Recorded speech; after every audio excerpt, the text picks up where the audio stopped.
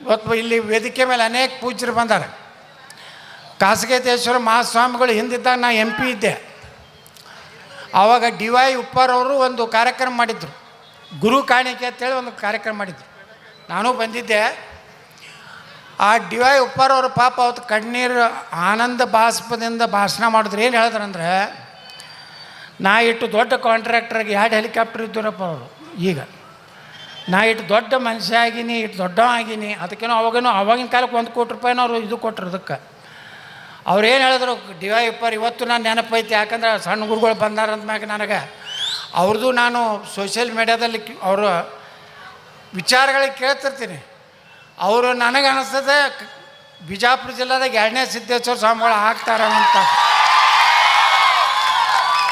ಅಷ್ಟು ಅವ್ರ ವಯಸ್ಸು ನೋಡಿದ್ರೆ, ಅವರ ವಿಚಾರಗಳು ಅವ್ರು ಮಾತಾಡೋದು ನೋಡಿದ್ರೆ ನನಗೆ ಅನ್ನಿಸ್ತದೆ ನನ್ನ ತಲೆಯಾಗ, ಎಲ್ಲಪ್ಪ ಇವರೊಬ್ಬರು ನಮಗೆ ಸಿದ್ದೇಶ್ವರ ಅಪ್ಪಾರದ ಕೊರತೆಯನ್ನು ಬಿಜಾಪುರ ಜಿಲ್ಲೆಯಲ್ಲಿ. ಯಾಕಂದ್ರೆ ನಾನು ಸಿದ್ದೇಶ್ವರ ಸ್ವಾಮಿಗಳ ಪರಂ ಭಕ್ತ. ನಾನು ಅವ್ರು ಹೇಳ್ತಿದ್ರು, ನನ್ನ ಬಗ್ಗೆ ಕಂಪ್ಲೇಂಟ್ ಮಾಡ್ತಿದ್ರು ಕೆಲವು ಮಂದಿ ಸಿದ್ದೇಶ್ವರಪ್ಪರ ಬಳಿ ಹೋಗಿ, ಸ್ವಲ್ಪ ಗೌಡ್ರಿಗೆ ಹೇಳ್ರಿ ನಿಮ್ಮ ಭಕ್ತದನ ಸ್ಟೇಟ್ ಮಾತಾಡಬೇಡ ಅಂತ ಹೇಳ್ರಿ, ಮಂದಿ ಸುಮಾರು ಅದಾರ ಅಂತ ಹೇಳಿ.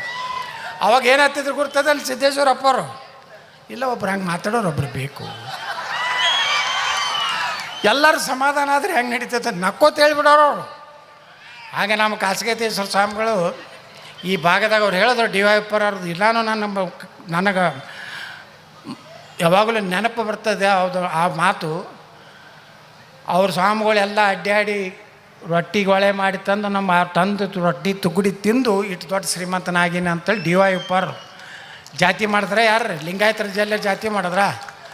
ಇವತ್ತು ತುಮಕೂರು ಸಿದ್ಧಗಂಗಾ ಮಠ ಅಲ್ಲಿ ಹೋದ್ರೆ 10,000 ಮಕ್ಕಳು ಇವತ್ತು ಶಿಕ್ಷಣ ಕೊಡ್ತಾರೆ.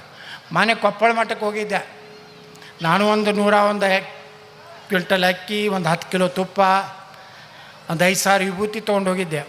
ಇವತ್ತು ಸಿದ್ಧಗಂಗಾ ಮಠ ಬಿಟ್ಟರೆ ಇವತ್ತು ಕೊಪ್ಪಳದ ಗವಿಸಿದ್ಧ ಮಹಾಸ್ವಾಮಿಗಳು ಸಹ ಅಷ್ಟು ಬಡವರಿಗೆ 5,000 ಬಡ ಮಕ್ಕಳಿಗೆ ಇವತ್ತು ಜಾತಿ ಇಲ್ಲ, ಎಲ್ಲ ಜಾತಿ ಜನಾಂಗದವರು ಅದಾರೆ.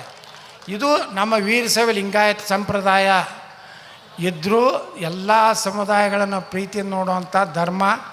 ಎಲ್ಲೋ ಸಣ್ಣ ಪುಟ್ಟ ಅಸ್ಪೃಶ್ಯತೆ ಇದೆ, ಅದನ್ನು ಹೋಗಬೇಕು. ಹಿಂದೂ ಧರ್ಮ ಉಳಿಬೇಕು.